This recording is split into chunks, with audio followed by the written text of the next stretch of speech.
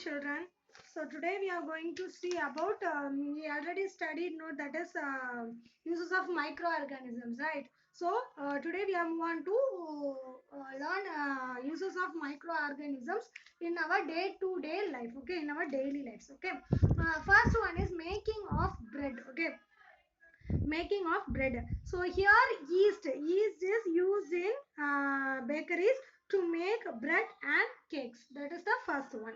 Second one is chlorella. Second one is chlorella. Chlorella is nothing but a green algae which is rich in proteins and vitamins. It is added to the dough, which is to enrich the bread with nutrients. Okay, so first one is yeast and chlorella. Okay, yeast are added to the dough to produce carbon dioxide, which makes it rise. Okay, bread and cakes are soft due to carbon dioxide gas.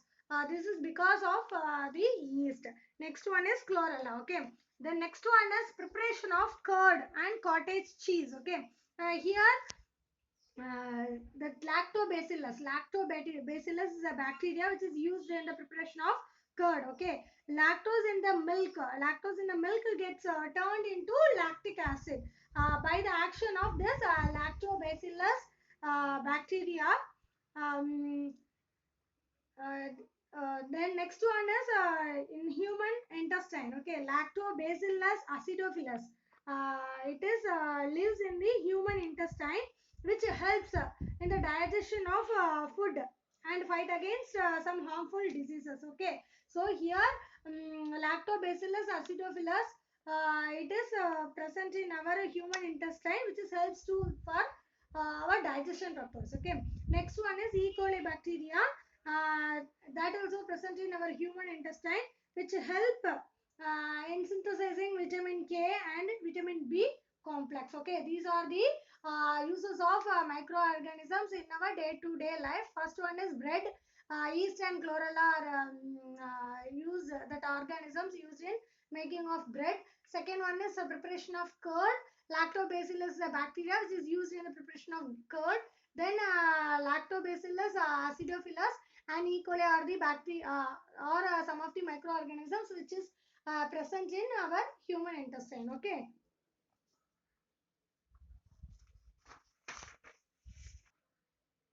So next one is food preservation. So what is meant by food preservation? To preserve the food is said to be food preservation. There are two techniques are followed in food preservation. First one is traditional techniques and the second one is modern techniques. Okay, so the in traditional techniques, fermentation, pickling, chemical pickling, fermentation pickling, then boiling, sugaring, that and all included. Okay, fermentation. First one is fermentation.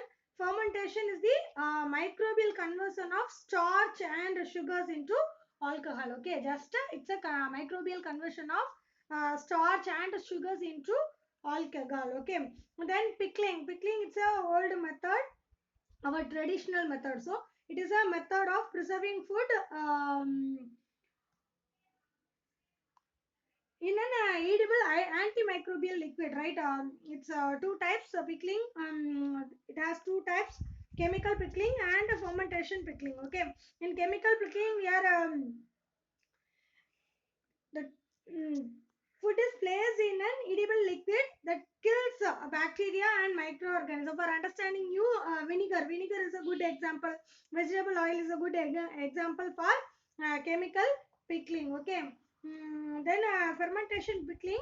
Bacteria in the liquid produce organic acid. Some bacteria produce some organic acid used as preservation agent. Okay, um, for example, lactic acid due to the presence of lactobacillus. Okay, these are the general traditional techniques. Then modern techniques, pasteurization. You already studied this pasteurization in lower classes, ma. So it is a process for preservation of liquid food. Okay, it is invented by Louis Pasteur in 1862. It is nothing but that milk is heated up to 70 degrees Celsius to kill the bacteria, and it is suddenly cooled to 10 degrees Celsius. Okay, to prevent the growth of remaining bacteria. That is called pasteurization. These are the food preservation method. And next one is food production. So next one is food production. Okay, probiotics. So probiotics are live food supplements which is used in fermented milk products. Okay, it is a live food supplements which is used in fermented milk products. Example that already studied though, that is lactobacillus acidophilus. It's an example. Okay, it's an example. These bacteria improve the microbial spectrum in the gut and thus contribute the following effects.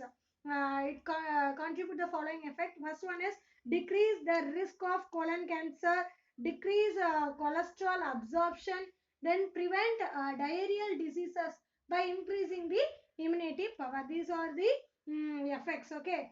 Please go through it. Ma. Next video we will see about prions and prions. Okay. Thank you.